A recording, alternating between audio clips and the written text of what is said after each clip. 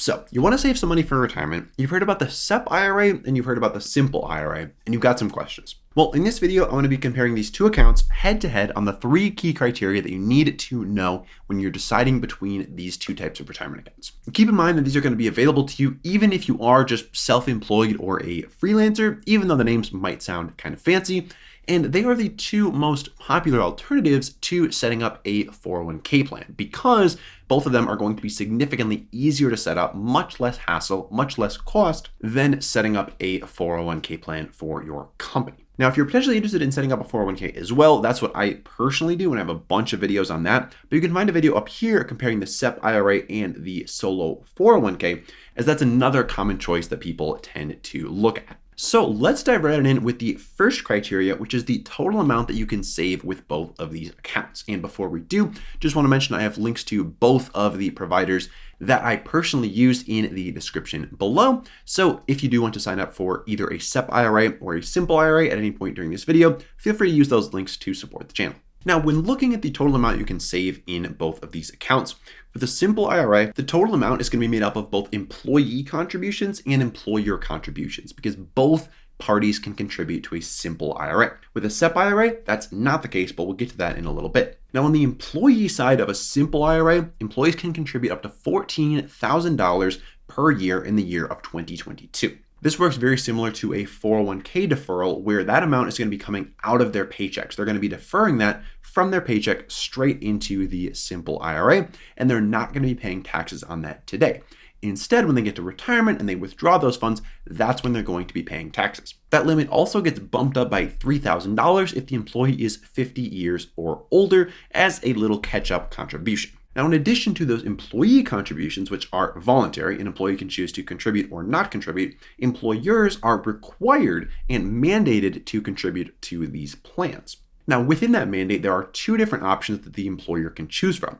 They can either choose to make a matching contribution, or they can choose to make a non-elective contribution. With a matching contribution, they're required to match up to 3% of the employee's total salary contributed to the plan. So for example, let's say an employee makes $100,000 per year and they contribute $10,000 to their SIMPLE IRA. The employer is going to be required to contribute an additional $3,000 to that employee's plan because they're matching the first $3,000 or 3% of that employee's salary. If the employee only contributed $2,000 and they made a $100,000 salary, the employer would only have to match that money and only contribute $2,000 to their plan. Now, with the other option, the non-elective contributions, this is basically a blanket contribution that's made to every employee's account, whether they contribute or not.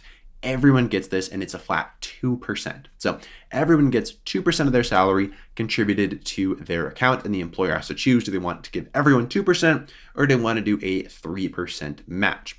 Now, keep in mind that 2% is only going to apply to the first $305,000 of income. So if you have employees making more than that amount, you're only going to contribute 2% of $305,000. So that's SIMPLE IRA contributions. Now, SEP IRA contributions are going to be a little bit simpler because instead of having the employee and the employer both contribute, you only have the employer contributing. Employees cannot make contributions to a SEP IRA. Now, the limit for employer contributions to a SEP IRA is going to be $61,000 per person. However, that is going to be further limited because you can only contribute up to 25% of someone's income to a SEP IRA. If you're self-employed, that drops to 20% of your income. So what this means is in order to max out that full $61,000 as a self-employed person, you have to be making at least $305,000 per year. If you're making less than that, you're not going to be able to contribute the full $61,000. Instead, you'll be limited, if you're self-employed, by 20% of your total income. Now, with both of these plans, the funds that are contributed are 100% vested instantly. What this means is that if you put $5,000 into either of these plans for any employee, that money is immediately theirs and they don't have to stick around at your company in order to get that. It doesn't vest with them. Now, with like a 401k, for example, most times there's going to be a vesting schedule where they get part of that money every year, and so it entices them to stay with the company longer. But if you make a $5,000 SEP IRA contribution for one of your employees, they leave the next day, that money is theirs free and clear. Both of these plans do offer the ability to save Roth funds as well.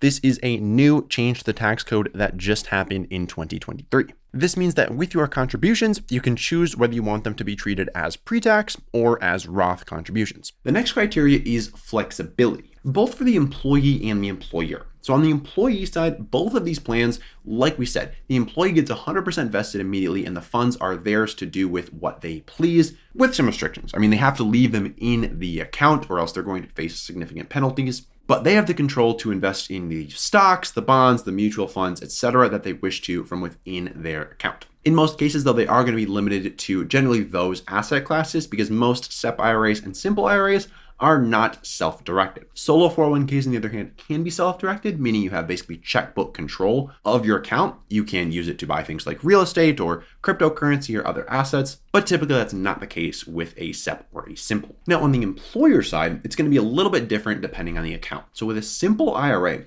the employer is going to be required to contribute every single year that that plan exists. Again, either on the 3% match or the 2% non-elective contributions. They can never pause the plan, and in order to remove that requirement, they would have to get rid of the plan completely. With a SEP IRA, on the other hand, the employer can choose whether to contribute one year or not contribute another. They could contribute a smaller amount this year and a bigger amount next year, and there's a lot more flexibility when it comes to how much you want to contribute and how often. This is great for smaller businesses that are not quite sure what their business is going to look like from year to year because they're not locked into anything. They can play it by ear and make contributions when they feel it's realistic. So because of that, the SEP IRA is going to come out on top in terms of flexibility. But now let's talk about scalability, because obviously if you're in business, you want your business to grow, and so you want a plan that's going to be able to grow with you. Now, while both of these plans are designed for small businesses, they are able to grow and scale with you over time. Starting with the simple IRA, the big restriction here is that you're limited to only having 100 employees. If you have more than 100 employees, you're not going to be eligible for the simple IRA. Now, keep in mind, this only pertains to W-2 employees that are making more than $5,000 per year. So if you have independent contractors, not a big deal. If you have employees making less than $5,000 a year, not a big deal. But if you have more than 100 employees that are W-2 making more than $5,000 a year, that is when you are no longer eligible for the simple IRA.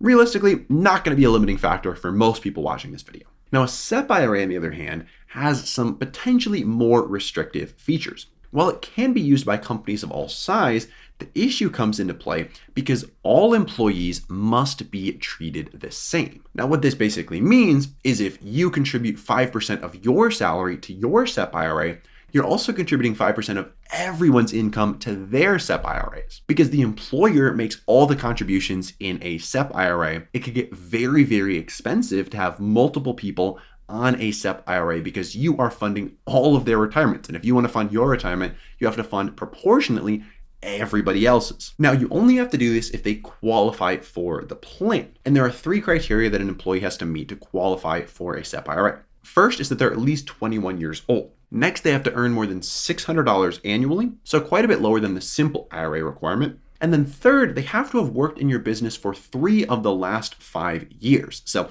for new employees, they don't necessarily count for the SEP IRA, but if you've had employees with you for a few years now, then they might start counting towards that, and you might have to start contributing to their accounts as well as your own. So because of this, a SEP IRA is really only practical when you're a solopreneur, maybe a solopreneur and a spouse. But once you start getting more employees on your payroll, it really becomes quite impractical to run a SEP IRA. And for that reason, the simple IRA is going to come out ahead in terms of scalability, even though it's capped at 100 employees. Because realistically, of these 2 options, the simple is better. But when you start scaling your business, a 401k is really going to make the most sense in most cases in terms of a plan that can grow with you over time. But to boil things down, the choice is really going to come down to your personal objectives with this retirement plan. If you're looking to save as much as possible as a solopreneur, probably going to be a SEP IRA because of those higher limits and the increased flexibility for you to contribute to your own plan. However, if you have a team of people, if you have multiple people on payroll, it's probably going to be the simple IRA